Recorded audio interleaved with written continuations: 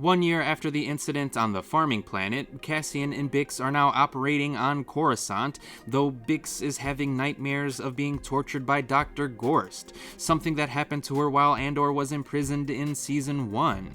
Meanwhile, Cyril tries to infiltrate the rebel cause on Gorman, who have been forming against the Empire's attempts to build an armory on the planet, something that the natives frown upon, especially since Moff Tarkin killed peaceful Gorman protesters in the past. And does anyone else wish that the series would have shown us that exciting event? Because I certainly do. It sounds really interesting, and like it could have provided these episodes with some much-needed action, but I'll get back to that in a second. Meanwhile, Luthen sends Cassian to Gorman to assess the rebels there, Will is tasked with helping Saw Gerrera's men with a fuel heist, and Mon Mothma unsuccessfully attempts to rally support to kill the renewal of a bill giving broad power to the ISB.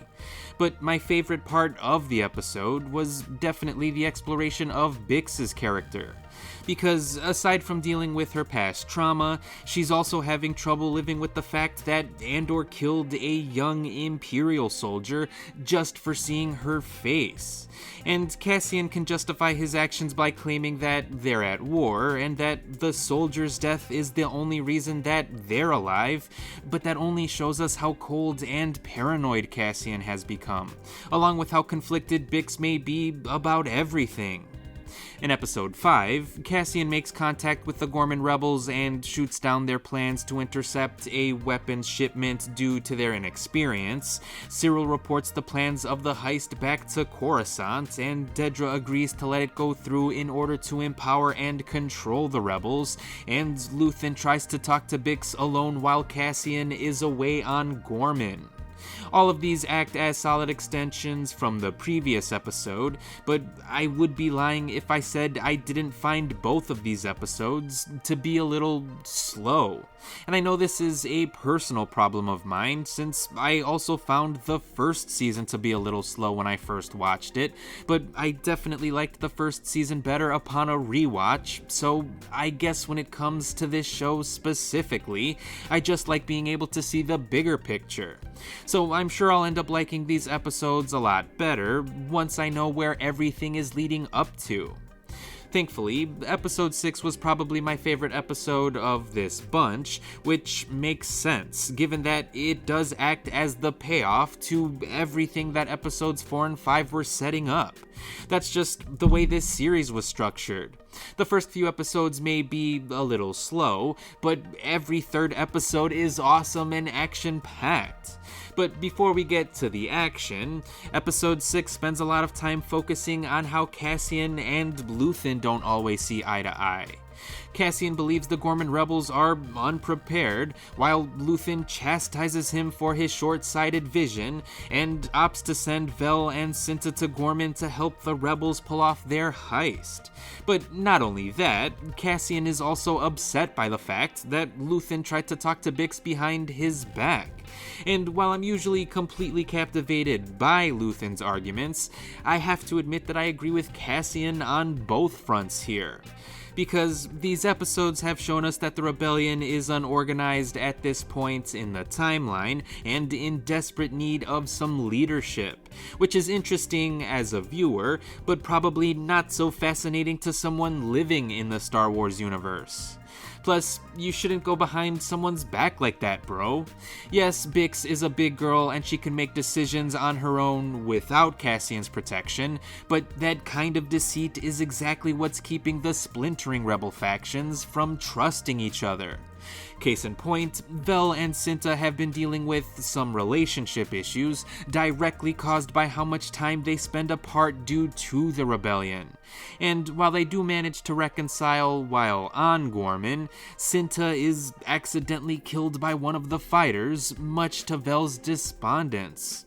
So while I do admire Luthen's conviction to the cause, it can't come at the expense of seeing the rebels as any less than real people with real lives.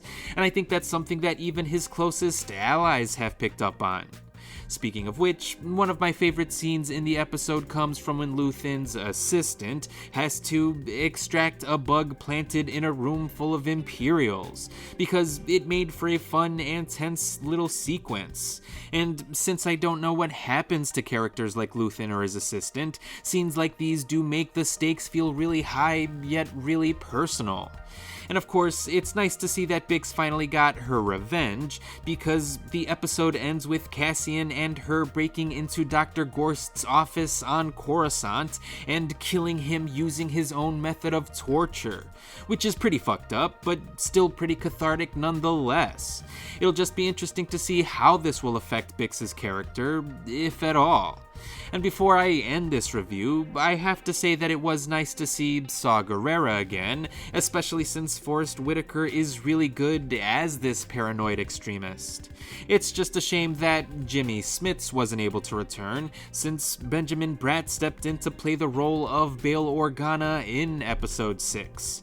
And that was admittedly a little jarring for me, especially since he only appeared for a few brief seconds, but Tony Gilroy has revealed that Bail Organa will have a larger role to play in this season, so he was purposefully trying to brace fans for the recasting by introducing the character here.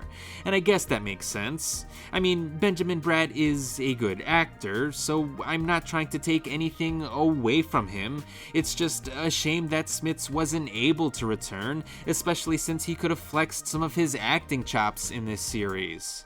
I'll just have to get over the fact that watching the saga in chronological order, it'll be weird going from Smits to Bratt to Smits again, especially since Andor builds up to Rogue One, where Smits makes his final appearance as Organa, at least in terms of where the timeline is.